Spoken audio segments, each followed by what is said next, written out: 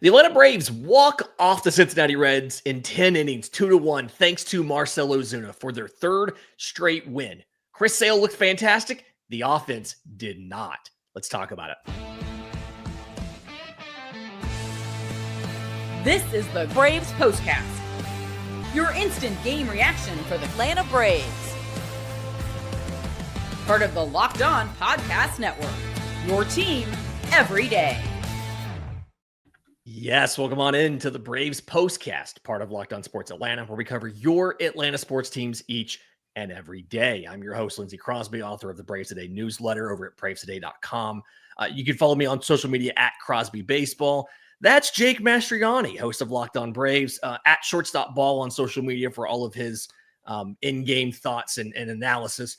And Jake, the Braves win this game 2-1 in extras. Marcell Ozuna is the hero, gets the walk-off hit for the Braves in the 10th.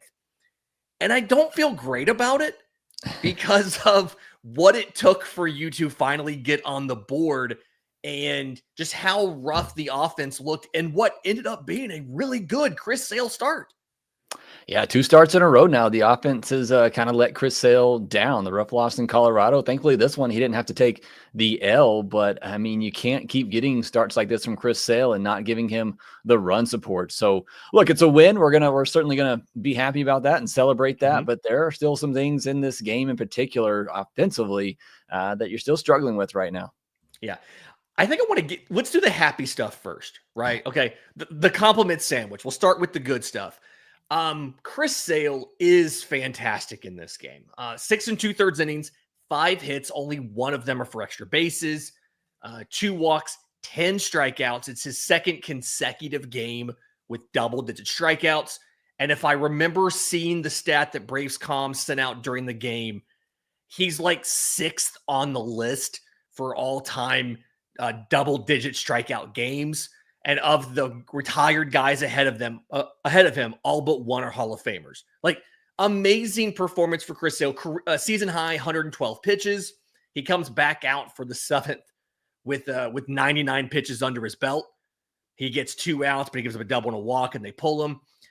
I thought the slider looked probably the best that it's looked all year, and he really leaned on the slider a lot. I know that he throws the slider more than the fastball, but today it was like 55% slider, and it got the results. It was a 44% CSW, plenty of whiffs, plenty of called strikes on it, because the Reds just didn't know what to do with that Chris Sale slider today. Interesting you say that, and I think this is going to be indicative of just how good the start was, because I was ready to come in here and say the 4-seamer I thought looked really good for him in this one. You're talking about 8 whiffs on the 4-seam fastball. It's more than he's gotten this year, yeah. Yeah, I mean, comparatively to what we've seen this year, we've talked about on here, I know that the 4-seamer has been a little bit lacking. The slider, for the most part, I think has been there for him, and as you mentioned, it was again tonight, but I thought what made the difference for me was that 4-seam for him tonight, getting those 8 whiffs, getting that velocity up there. You saw him once again kind of air it out. He maxed out at 98, but kind of set in that 95, 96 range. The average velo was up 1.5 miles tonight on that fastball. And so I thought that was the big difference for him in this one, but just a great start overall. I loved 112 pitches. I mean, that's what you want from your ace. That's what you want from Chris Sale, from the Cy Young winner. I know that 7th inning didn't exactly go as smoothly as he would have liked, and he was frustrated walking that last batter coming out of the game. But still, to see him go to that level and to see him pitch, to that degree is certainly big for this Atlanta Braves team, because it's great we've gotten these starts here lately from Bryce Elder, Grant Holmes, AJ Smith-Shawver, and I hope that's real and I hope that continues. But I think we all know at the end of the day, it's going to come down to AJ Smith-Shawver, Chris Sale, Spencer Schwellenbach, and hopefully Spencer Strider at some point. Those are going to be your 3 guys. And if you continue to get the starts you get from those others that I just mentioned, that's even better. But Chris Sale, being that Cy Young caliber type of pitcher, getting 8, 9, 10 strikeouts per outing, going 6, working into the 7th inning, that's what you need from Chris Sale, and the Braves have gotten at these past couple starts. Yeah, he didn't really use the sinker and changeup a lot. 5 total combined usages of those. All 4 sinkers went to lefties. He only threw 15 pitches to lefties. They just obviously didn't put a lot of lefties in the lineup today. 1 changeup thrown to a righty. It was just slider, four-seam dominant. And that is when Chris Sale's at his best. It's those two pitches. You know they're coming, and you just can't really hit them. And the big thing to me, like Spencer Schwellenbach has had some good outings recently, but even in those good outings, there's been a little bit of luck involved because he's given up plenty of hard hit balls and they just weren't converted into base hits and into runs. He allows only 4 hard hit balls in this game. Like Chris Sale is just really, he's pounding the zone, he's getting strikeouts, and he's not really getting anything tagged by a Cincinnati hitter. And I think that was, if you had any questions about Chris Sale's health or if he was on or not, or if he was doing well this season, they had to get put to rest after this game because this was as close to Cy Young Chris Sale as you have seen at all in the 2025 season. Yeah, and it's not just, like you said, it's not just this game. And to me, it's not even just the last game either, where he also only gave up 4 hard hit balls in that game against the Rockies going 7 innings.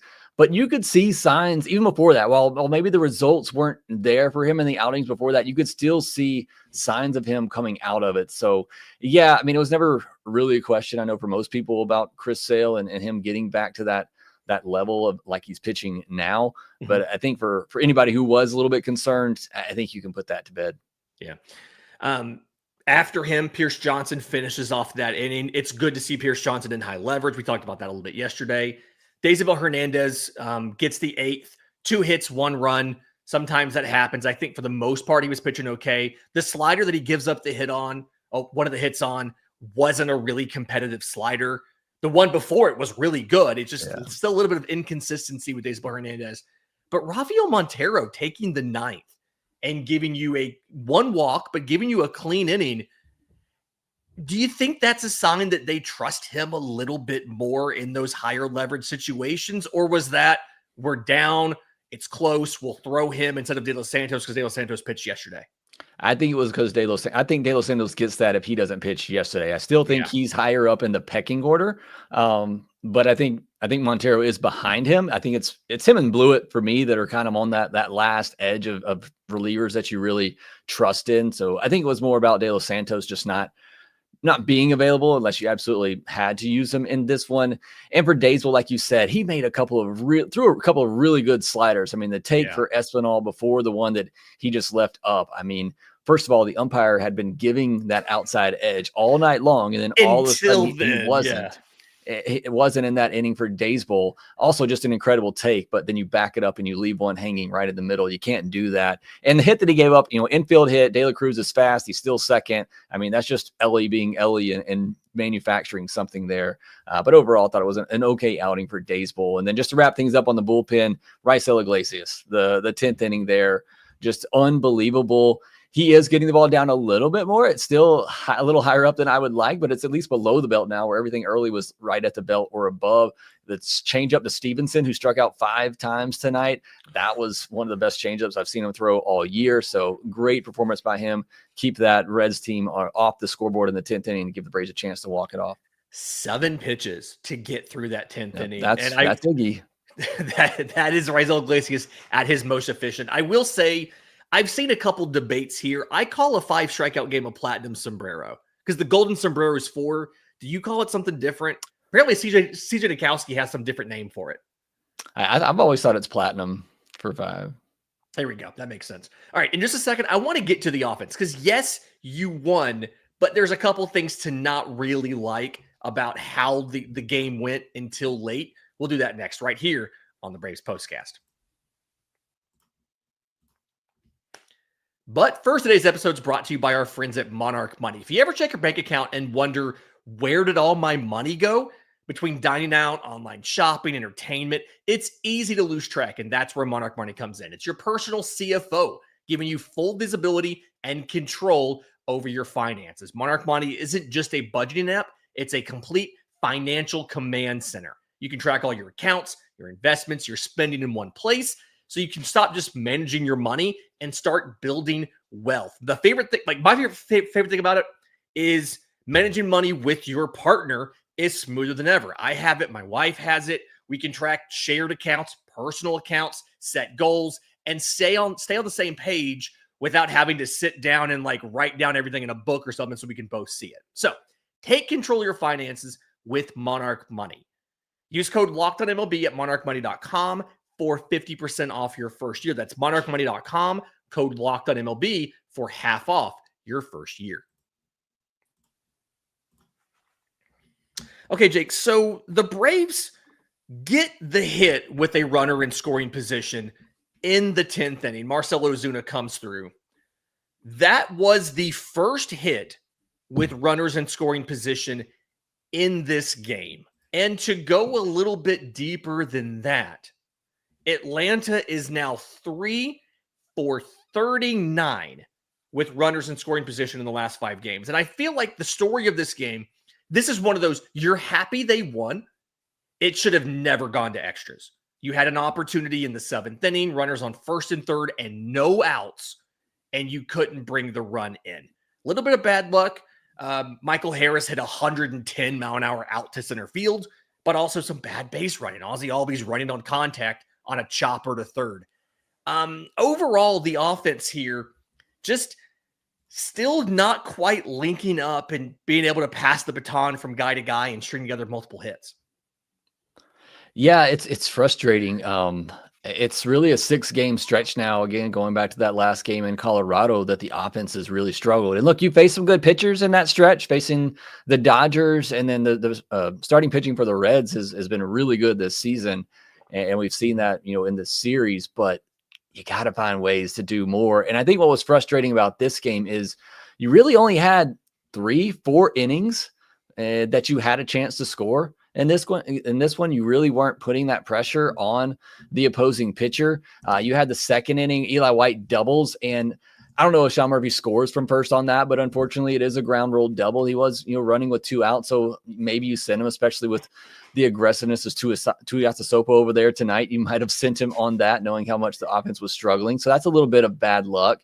Then you get a couple of runners on in the 4th inning. You get back-to-back 1-out singles, and Murphy and Eli White strike out. And then it was the 7th inning. And that was by far the most frustrating point of this game, because you get out of that top of the 7th. Pierce Johnson comes on to get out of there, so Chris Sale doesn't have an earned run on his line. You get 1st and 3rd momentum. The crowd is into it.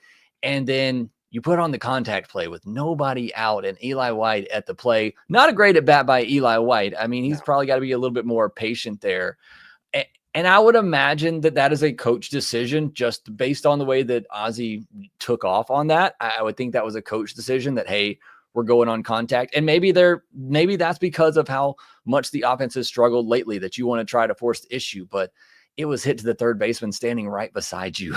You're dead. You got no chance at scoring there. And with Eli White running, it's going to be pretty hard to double him up there. So most likely you're still going to have runners at the corner with 1 out. I didn't understand that decision, and it just completely, the momentum was gone. It was shot at that point. Michael Harris comes up, he lines one to center field, but that was it until the 9th inning, and then you finally did get a big hit by Michael Harris, who, by the way, I was putting the podcast together for Wednesday of how we fix Michael Harris in his last 2 at bats. He crushes one, so I already fixed them for you. Thank you. Thank you for your service, Jake. Yeah, but it's just that frustration where you really only had a few chances throughout this entire game to do something, and you got to have more than that throughout the game. There's an interesting comment here in the chat I want to touch on real quick. Somebody said Ozzy's still trying to play hero ball. He's trying to be the hero of the game. It does feel like, and I do think that, yes, that play there in the 7th was a coach's call. We're running on contact, and really it's down to White to get that ball in the air, to do something different than what he got. But it does feel like Ozzy Albies is still struggling a little bit too much. I'm trying to pull the exact stats here. He goes 1 for 3 in this game. But outside of that felt like a weak, like that part of the lineup right now. Sean Murphy's been a low batting average guy. Ozzy's struggling. You're kind of in that 5-6 spot. Feels like it's still a weakness right here. Michael Harris is like 2 for 19 in this series. And then some of the decisions, Eli White bunting. I think you mentioned on social media, like, why take the bat out of his hands? Why ask him to bunt? I'm a small ball guy, but I did not understand that. I'm the guy that doesn't like bunts, and you were mad about that. It almost feels like there's not confidence that the offense can actually do this. And I don't know what it takes to fix that other than the offense starting to do it, but I'm just a little frustrated right now because this game should not have been in extras. It should not have been a 2-1 game. You had opportunities and didn't get it done. I don't know. There's not a question here. I'm just frustrated. Yeah, no, I am too. Cause I mean, I thought we had figured it out. You had a 2-3 week stretch there where the offense was putting pressure on every inning. They were making contact, putting the ball in play. They were getting those hits with runners in scoring position. And now it's almost a full week of this offense kind of going back to struggling in those situations, not having the consistently good at bats. But I agree with you. It felt like tonight they just pressed the base running. Michael Harris almost getting picked off at third base as the winning run. I mean, it feels like they know they're struggling offensively, and so they're trying to press a little bit. Even Eli White probably in that situation, he probably pressed a little bit, wanting to do too much, and it's just, you got to relax and just play your game and let the talent play out. You are good enough to get these things done. You don't have to try to do more than what you're already capable of. And just some bad decisions tonight, some bad base running, and it almost cost the Braves. But fortunately, like I said, this was a win. This was a good night. You wouldn't tell from listening to the podcast. It is a win. It is a win. Yeah. But there were some frustrations in there for the offense that have been going on for, like I said, a week now. Yeah. I did see this question in the chat real quick. Somebody asked, the reason they were able to get the challenge in the 9th inning, despite being out of challenges, that was a crew chief challenge. In the 8th or 9th inning or in extras, you can petition the crew chief to instigate a review. They don't have to do it, but in this situation, it was close enough where they went ahead and they reviewed it. That's why there was a review in the 9th. The Reds did not have their review. That's the second straight game they've blown the review pretty early in the game, but that's why they had a review there in the 9th. So I saw somebody in the chat ask. I can't quite find the comment right now. Okay, so again, Braves win 2-1 in 10. The winner, or I guess the hero tonight, is Marcell Ozuna. And tomorrow's game, another 7:15 game, Hunter Green versus Grant Holmes. I want people to kind of understand Hunter Green's been one of the best starters in baseball this year. So this isn't a rollover thing. This is a really tough matchup. Grant Holmes has been good recently. He's gone deep in games. I think you've won both of his starts maybe recently. They're 5-1 in the starts from Grant Holmes, AJ Smith-Shawver, and Bryce Elder the last 2 times out. I think you won both of Holmes' starts. But yeah, you won the home start in Arizona where you gave up a bunch of runs. Eugenio Suarez hit 4 homers, but the Braves offense showed up in that one. So, but yeah, Hunter Green, it's going to be a tough matchup. That's why it's so important to win these first 2 games, because Hunter Green, outside of Yamamoto, I mean, he's been one of the better pitchers in baseball. So, going to be a tough challenge for this offense with the way they've been going on Wednesday. Yeah. So again, 7:15 p.m. for that one, Hunter Green versus Grant Holmes. We will be here after the game for a postcast. So do us a favor. If you're on audio, whether it's Spotify, Apple, YouTube Music, shout out to the person who reminded me what Google uses nowadays. Leave a 5-star review for the podcast with some kind words of affirmation. We both love those. On YouTube, subscribe to Locked On Sports Atlanta and Locked On Braves. Hit the notification bell so you know when we go live tomorrow to break down hopefully what is another series win where the Braves just knock Hunter Green around for 5 innings. For Jake Mastroianni, I'm Lindsay Crosby. This has been the Braves Postcast.